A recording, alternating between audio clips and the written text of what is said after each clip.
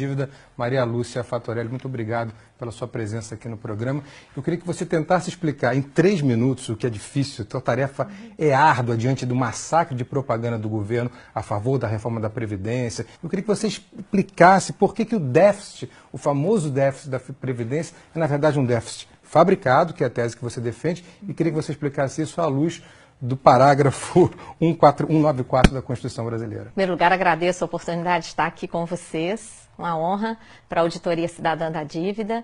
E essa questão da Previdência, ela foi a maior conquista da Constituição Federal. Os constituintes colocaram no artigo 194 da Constituição a seguridade social, a segurança do povo.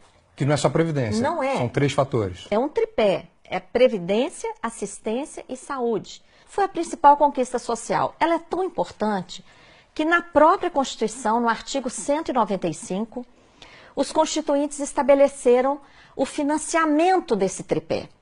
Então, eles colocaram lá fontes variadas de financiamento, como uma cesta. Nessa cesta, eles colocaram, primeiro, os trabalhadores e empregadores vão contribuir com uma contribuição para o INSS incidente sobre a folha, paga tanto pelos trabalhadores como pelos empregadores. Também, as empresas vão contribuir sobre o lucro. Então, foi criada a contribuição social sobre o lucro líquido. Criaram também a contribuição que incide sobre o consumo. Tudo que consumimos, bens, serviços, a COFINS, contribuição para o financiamento da Seguridade Social, que é a maior arrecadação do país.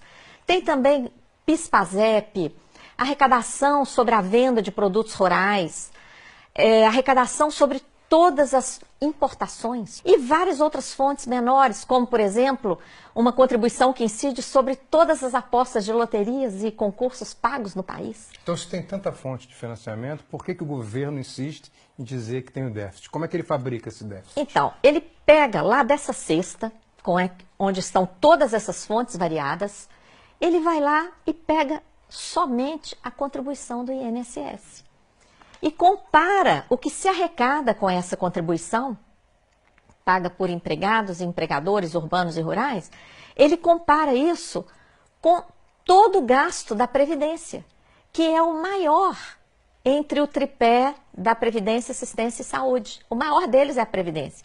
E quando fazemos a conta honestamente, considerando todas essas fontes, e todos os gastos com previdência, assistência e saúde, o que a gente obtém? Uma sobra de recursos de dezenas de bilhões de reais todo ano. Sem falar que há dívidas de empresas que têm um montante de 350 bilhões com a Seguridade Social, né? Isso, a sobra de recursos ainda poderia ser muito maior por causa da sonegação, que você menciona, que ultrapassa 400 bilhões de reais, segundo estimativas, inclusive a lista dos devedores da Previdência. As desonerações, que são setores que são liberados de contribuir para a Seguridade Social. Por exemplo, o agrobusiness.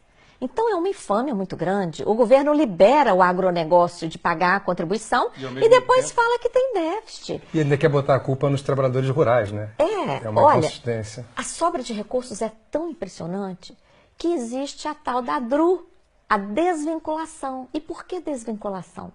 Porque essa cesta de contribuições, elas são vinculadas pela Constituição para a Seguridade.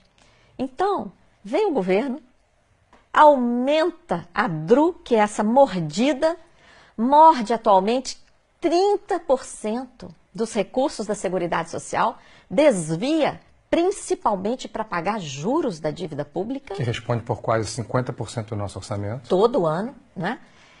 E depois vem falar de déficit? Não. Maria Lúcia, essa explicação dos ovos, né, dos 8 ovos na cesta, é muito boa, porque ela consegue se contrapor a essa propaganda maciça do governo que tenta impor uma visão da reforma da Previdência para o grande público. E, ao mesmo tempo, a grande mídia faz o mesmo, inclusive através de analistas políticos que sempre repetem: a reforma da Previdência é primordial e sem ela o país vai quebrar. Muito obrigado por ter sido tão clara com a gente.